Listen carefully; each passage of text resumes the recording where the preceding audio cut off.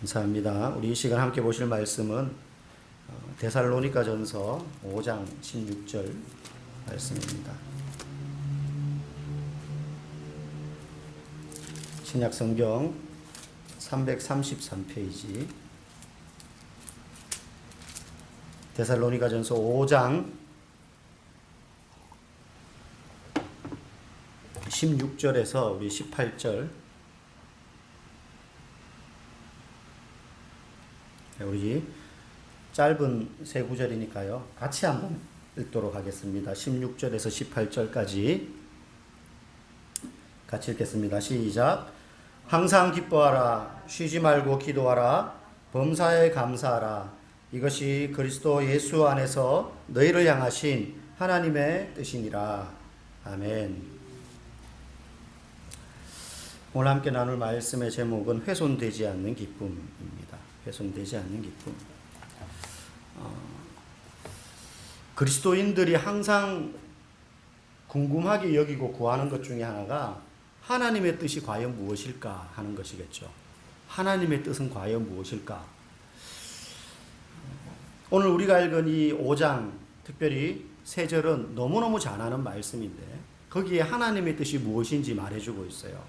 항상 기뻐하고 쉬지 말고 기도하고 모든 일에 감사하는 것이 너희를 향하신 하나님의 뜻이다 라고 말하고 있어요. 근데 여러분 이 말씀 들으면 어떤 기분이 듭니까? 부담되지 않습니까?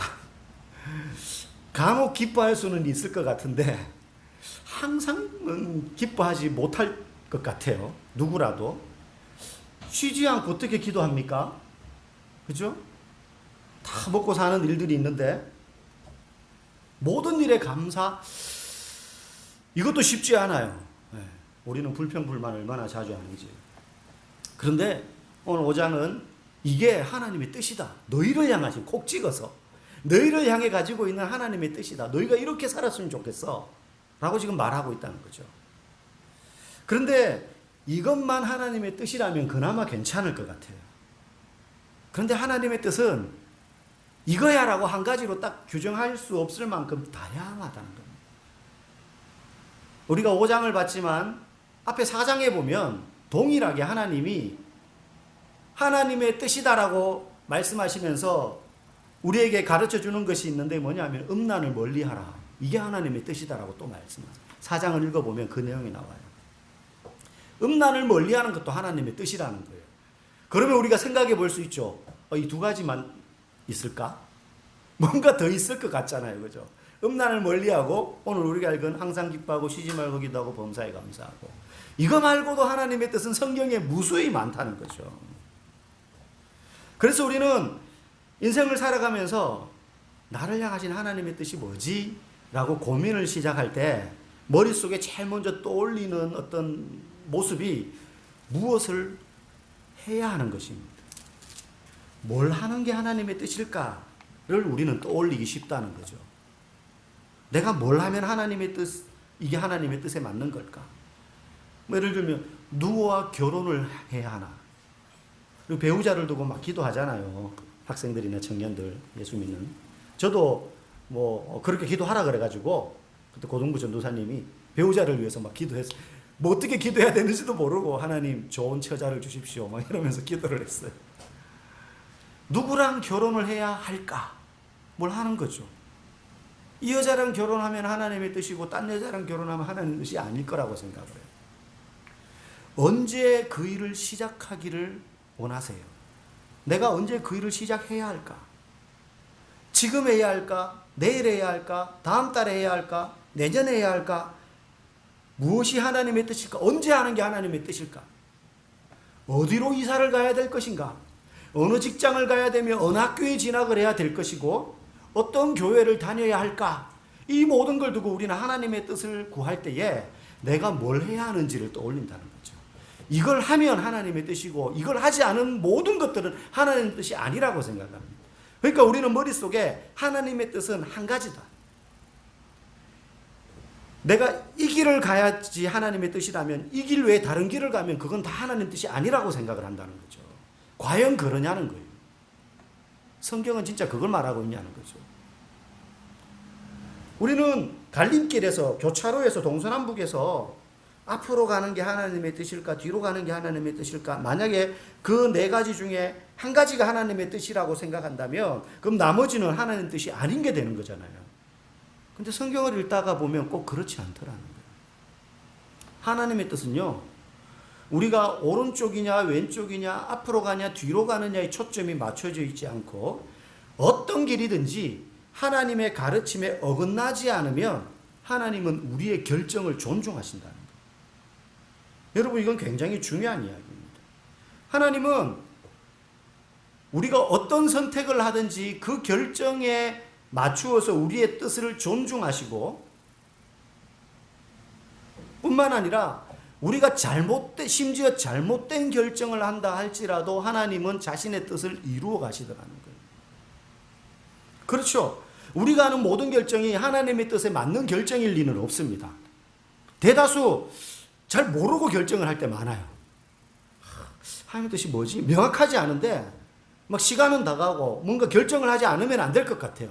그러다 보니 이제 결정을 하는데 그게 하나님의 뜻이라면 참 좋은데 아닐 경우들이 많아요. 실수한다는 거죠. 판단착오 한다는 거죠.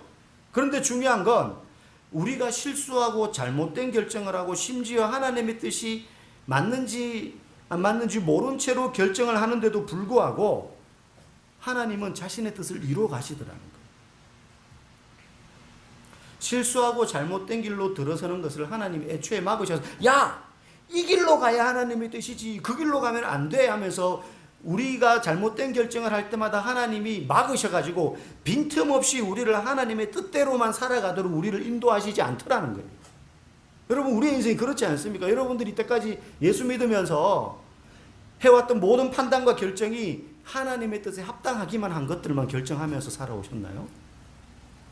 저만 하더라도 많은 시행착오를 거쳐왔습니다. 한참 가다가 멈춰서 돌아온 적도 있고요. 가다가 우스갯말로 이 길이 아닌가비요 하면서 후회한 적도 많아요. 아, 그때 이렇게 했었어요. 지나고 나니까 맞아, 하나님 그때 나한테 이렇게 하라고 하셨던 그걸 내가 모르고 이때까지 이렇게 왔네. 그러면서 회개했을 때도 오히려 많아요. 아예 돌아가지도 못하고. 여러분, 그렇잖아요, 우리가 실제.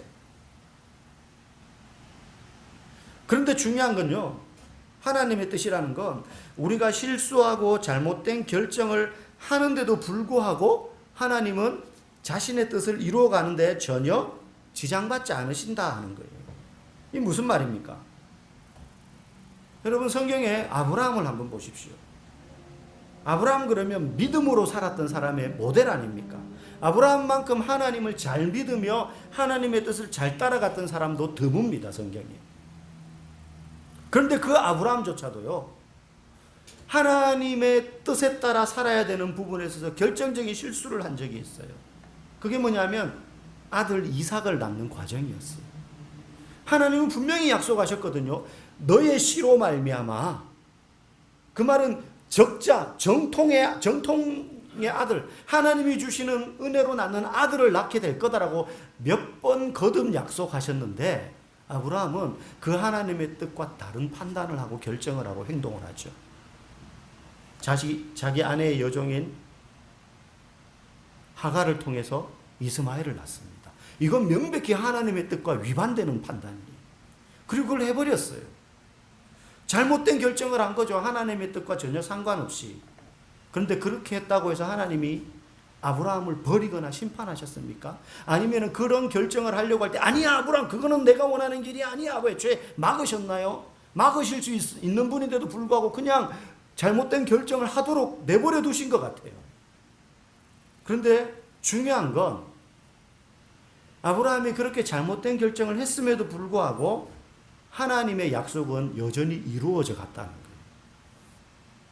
나중에 늦었지만 아마 아브라함이 애초부터 하갈을 통해서 자기 아들을 낳을 걸, 이스마엘 낳을 걸 생각하지 않았다면 어쩌면 아브라함은 훨씬 일찍 이삭을 약속의 아들을 얻었을지도 모르지만 어찌됐든 그는 잘못된 판단과 결정을 했음에도 불구하고 하나님은 자신의 뜻대로 이삭을 아브라함과 사라로부터 낳게 하셨다는 거예요. 하나님의 뜻은 이루어가요. 우리가 실수해도. 그런데 우리가 여기서 기억할 건 우리가 그러면 하나님의 뜻과 상관없이 내 마음대로 판단하고 결정하고 살아도 아무런 무슨 징계나 어떤 해코지 안 하시겠네 하나님이? 꼭 그렇지는 않아요. 꼭 그렇진 않아요. 아브라함의 경우는 그랬지만 여러분 다윗 같은 경우는 어땠습니까? 다윗 또한 아브라함 못지않게 하나님의 마음에 합한 자라고 인정받았던 사람이잖아요, 이미. 그런데 그가 하나님의 뜻과는 전혀 다른 너무너무 끔찍한 죄악을 저지르지 않았습니까? 밧세바라는 여자를 자신의 성적인 욕망을 채우고자 부당하게 취해가지고 자식을 낳아요. 여러분, 밧세바의 남편이 누굽니까? 우리아잖아요. 우리아는 그저 다윗 휘하에 있는 수천 수만의 병사 중에 한 명이 아닙니다. 우리아는요, 다윗에 대하여 소개하면서 다윗을 위하여 목숨을 던졌던 3명의 장수, 30명의 장수들을 막 언급하는 부분이 나오는데 그 장수들 중에 이름이 언급된 한 사람이에요. 그리고 이 사람들은 다윗이 왕이 되기 전에 사울에게 쫓겨서 엔게디 광야라든지 굴 속에서 막 숨어 다니고 쫓겨다니고 그렇게 고생할 때부터 다윗을 쫓아다녔던 다윗과 함께했던 생사고락을 함께했던 사람들 중에 한 명이 우리아였어요. 그런데 그런 우리아의 아내를 다윗이 자신의 성적인 욕망을 채우기 위해서 취하고 그렇게 취하는 과정 중에 정말로 완전 범죄를 꾸미기 위해서 우리아를 속이고 밧세바를 속이고 선지자를 속이고 아무도 모를 거야 하나님까지 속이고 그렇게 우리아를 죽게 만들잖아요. 하나님의 뜻과 명백히 상관없는 자신의 욕망을 따라 판단하고 결정하고 행동했어요. 그 결과 어떻게 됩니까?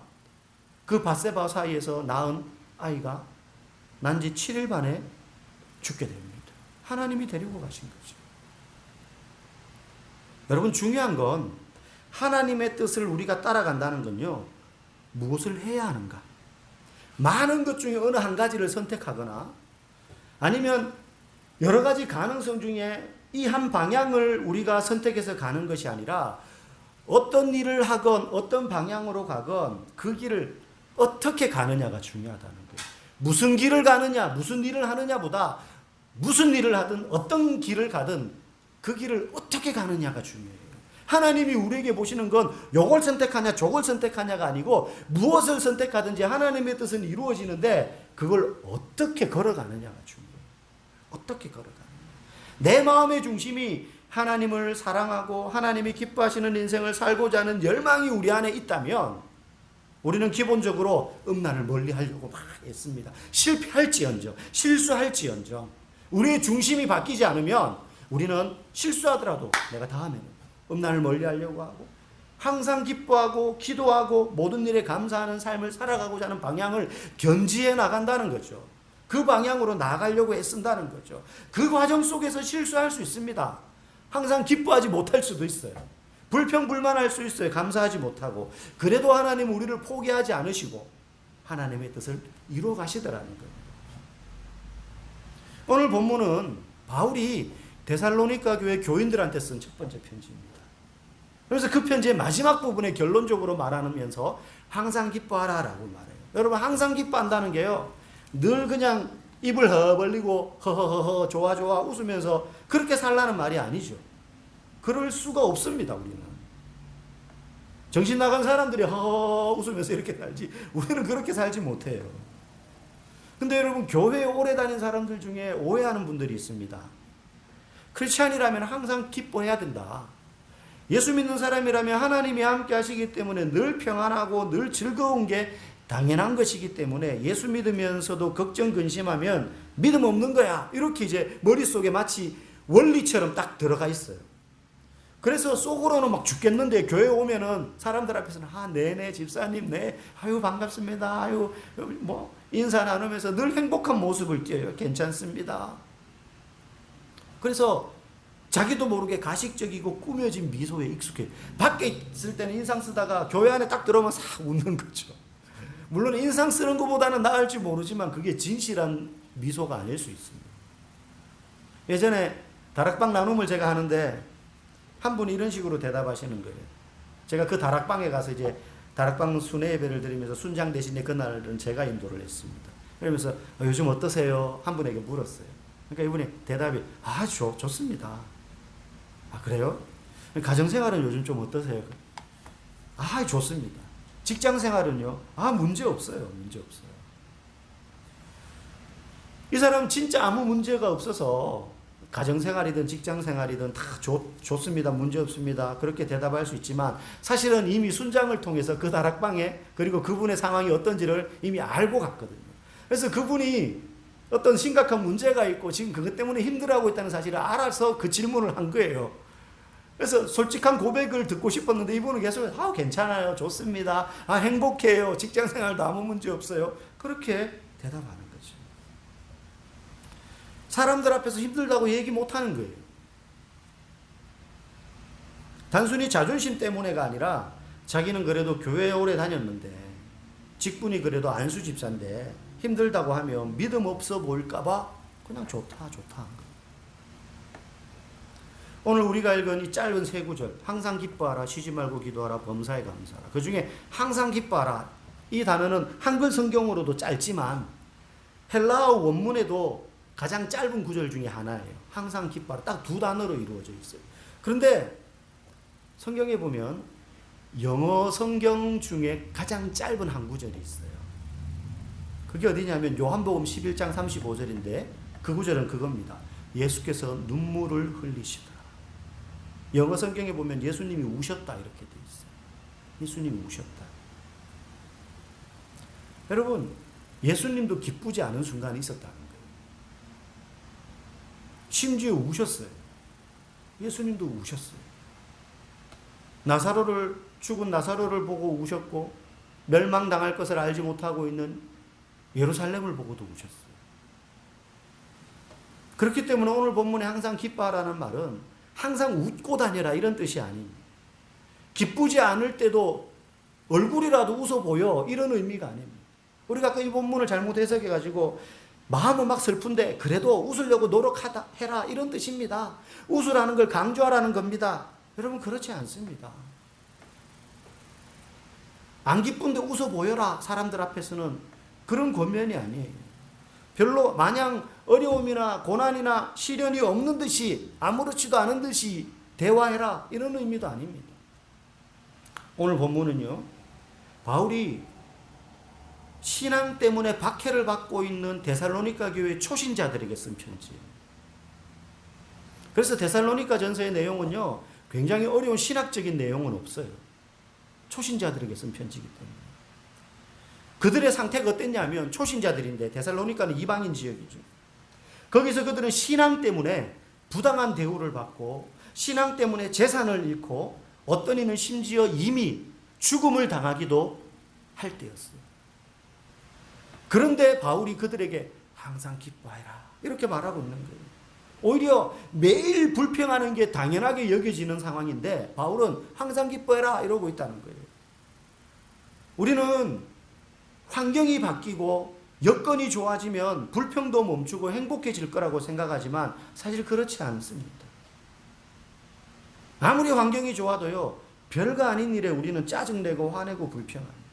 근데 바울은 항상 기뻐하라고 할 뿐만 아니라 끊임없이 기도하고 모든 일에 감사하라고 해요. 어떻게 그럴 수 있는가? 이 편지를 받는 데살로니가 교회 교인들이 초신자들이 지금 형편이 기뻐할 수 없는 형편인데 바울의 이 권면의 편지를 받았을 때 어떤 마음이었을까요? 미쳤냐 지금? 우리가 지금 이렇게 할 수 있어? 라고 생각했을까요? 아닙니다. 그들은 바울이 이렇게 권면했을 때 바울의 이 권면을 충분히 이해하고 납득했어요. 왜냐? 이전에 바울은 이미 전도여행을 하면서 데살로니가 교회에 처음 복음의 씨앗을 뿌리러 간 적이 있습니다. 그리고 나서 이제 나중에 세월이 흘러 이 편지를 보내는 거거든요. 여러분 바울이 데살로니가 지역에 처음 도착했을 때 어떤 모습이었을까? 이 데살로니가 교인들은 그 모습을 아직도 기억하고 있어요. 사도행전 17장에 보면 바울 일행이 바울과 실라가 전도 여행을 하다가 데살로니가에 도착을 해요. 사도행전 17장에 보면 그때 그들의 몰골이 어땠느냐? 바울과 실라의 몰골이 얼굴은 눈두덩이가 다 찢어져 가지고 피가 철철 흐르거나 피멍이 들어서 퉁퉁 부었고 옷은 다 찢어졌고 다리는 절뚝절뚝거리면서 끌고 있었고 머리는 두들겨 맞은 상처 때문에 피로 떡져 가지고 그 상태로 데살로니가에 왔어요. 왜냐하면 그 앞에 16장에, 사도행전 16장에 바울과 실라가 빌립보에서 복음을 전하고 있었습니다. 빌립보에서 복음을 전하다가 거기서 사람들에게 붙잡혀서 감옥에 들어가게 돼요. 그래서 사도행전 16장 22절 23절에 보면 이렇게 기록하고 있습니다. 무리가 일제히 일어나 고발하니 상관들이 그들의 옷을 찢어 벗기고 매로 칠하여 많이 친 후에 옥에 가두고 간수에게 명하여 든든히 지키라니. 여기서 많이 치다라는 건 40대 이하를 쳤다는 거예요. 왜? 40대 이상 치면 죽으니까.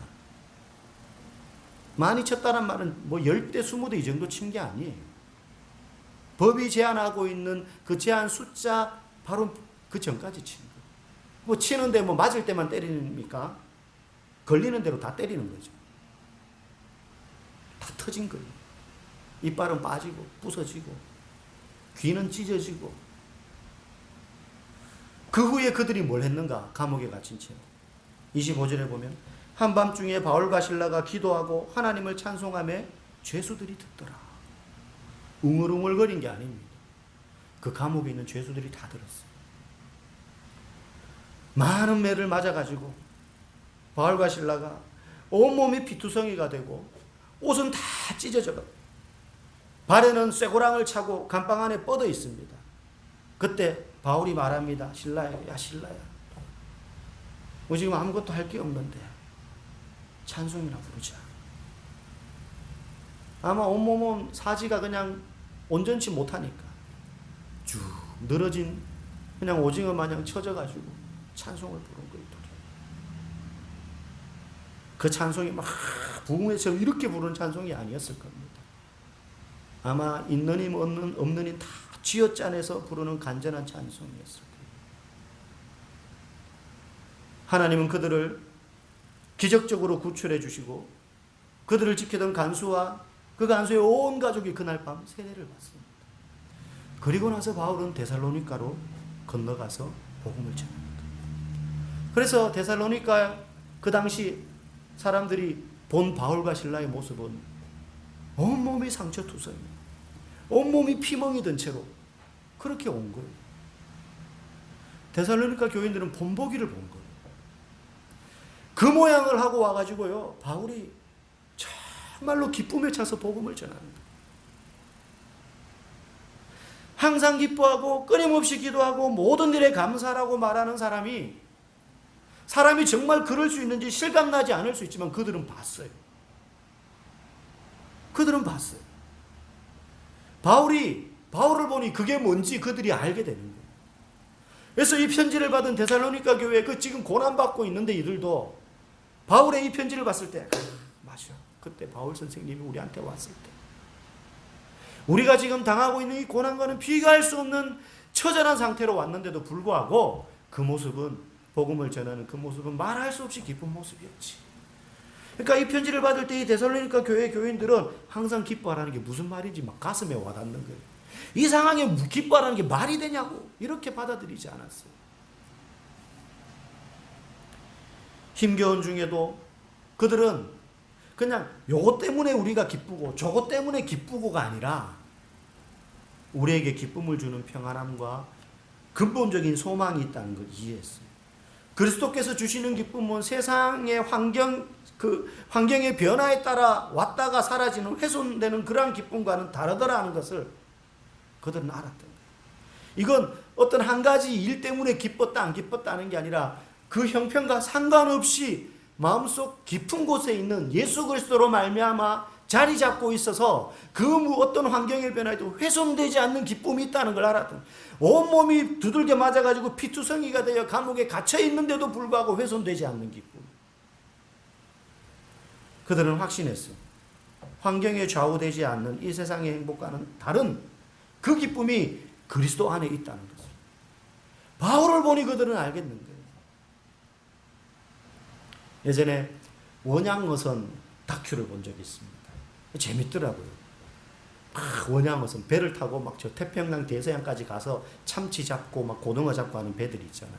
그런데 우리가 보는 이 해안선에 있는 파도들이 태풍 불어가지고 팍팍 치면 엄청 무섭잖아요. 근데 먼 바다의 파도는 그것과 비교가 안 되는 거예요.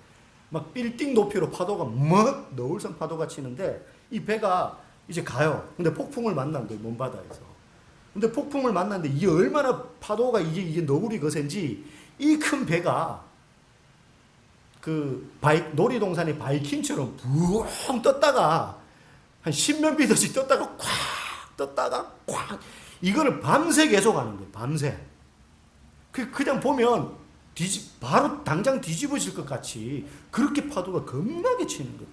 그런데요, 놀라운 게 그 배가 뒤집어지지 않고 그렇게 올라갔다 떨어졌다 올라갔다 떨어졌다를 반복하는데 배가 부서지거나 그냥 뒤집어질 것 같은데 결국 그 배가 폭풍을 뚫고 더 먼 바다로 나가더라고요. 폭풍이 잠잠해질 때까지. 비결이 있었어요. 뭐냐 하면 그렇게 파도가 치고 배가 요동을 치는데도 선장이요, 조타실에서 이거를 꽉 잡고 키를 잡고 떠나지 않아요. 밤새.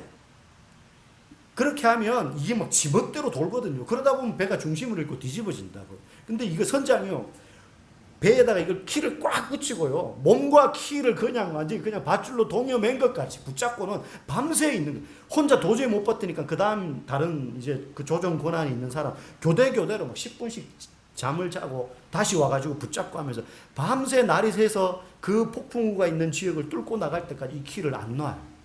잠시라도. 그러니까 배가 기울어지지 않는 거예요. 위아래로 높이 뛸지언정. 계속 방향을 잡고 나가더라는 거죠. 여러분, 우리의 내면에 예수 그리스도로 말미암아 주어지는 기쁨, 그 기쁨의 열쇠, 키는 예수님이 쥐고 계십니다. 그것 때문에 피투성이가 되어 감옥 안에 갇혀있는 바울과 실라는 기쁨으로 찬송할 수 있었고, 그 기쁨을 소유한 채로 데살로니가 사람들에게 와서 전할 때에 몰골은 비록 엉망진창이었지만 그들은 그 안에 있는 기쁨을 보고 복음을 들은 거예요. 그냥 겉모습만 봤다면 아마 그 모습 그대로 와가지고 짜증내면서 복음 전했으면 아무도 예수 안 믿었을 거예요. 그런데 도대체 저 양반들은 저 모양이 됐는데도 우리는 먹고 싶은 거 먹고 마시고 싶은 거 마시고 살고 싶은 대로 사는데도 불평불만 투성인데, 저 양반들은 가진 것도 없고 옷도 거짓거리고 온몸은 엉망진창이 됐는데도 저 사람들은 뭐가 저렇게 기쁘지? 뭐가 저렇게 감사하지? 저 사람들은 어떻게 저렇게 날마다 기도할 수 있지? 그걸 보고 그들은 복음을 받아들여요. 저와 여러분들에게도 이 기쁨이 예수 그리스도를 믿는 자에게는 동일하게 부어져 있습니다. 그래서 우리는 우리의 눈으로 보여지는 어떤 일들,